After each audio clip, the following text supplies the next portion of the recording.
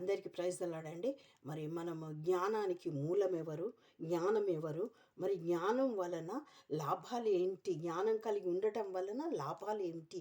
అనేటటువంటి వచనాలని మనం తెలుసుకుందామండి. సామెతలు 9:10 యెహోవాయందు భయభక్తులు కలిగి ఉంటే జ్ఞానమునకు మూలం. సామెతలు 3:19 జ్ఞానం వలన యెహోవా భూమిని స్థాపించెను. సామెతలు 8:14 చివరి లైన్లో జ్ఞానాధారము నేనే. ప్రసంగి 8:1 జ్ఞానులతో సములైన వారెవరు? జ్ఞానము వారి ముఖమునకు తేజస్సునిచ్చును. సామెతలు 8:11 జ్ఞానము ముత్యముల కంటే శ్రేష్టమైనది. ప్రసంగి 2:14 జ్ఞానికి కన్నులు తలలోనున్నవి.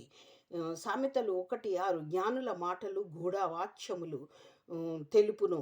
సామెతలు 14:3 చివరి లైన్లో జ్ఞానుల పెదవులు వారిని కాపాడును. సామెతలు 22:12 యెహోవా చూపులు జ్ఞానము గల వానిని కాపాడును.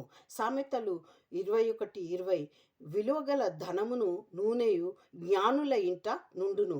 సామెతలు 24:3 జ్ఞానము వలన ఇల్లు కట్టబడును.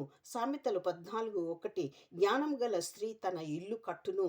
సామెతలు 3:35 జ్ఞానులు ఘనతను స్వతంత్రించుకొందురు. సామెతలు 21:22 జ్ఞాని అయిన ఒకడు పరాక్రమశాలుల పట్టణ ప్రాకారమెక్కును. సామెతలు 16:14 జ్ఞాని అయిన వాడు క్రోధమును శాంతిపరచును. సామెతలు 16:21 జ్ఞాన హృదయుడు వివేకి అనబడును. సామెతలు 15:20 జ్ఞానము గల కుమారుడు తండ్రిని సంతోషపరచును. సామెతలు 13:14 జ్ఞానుల ఉపదేశము జీవపు ఊట.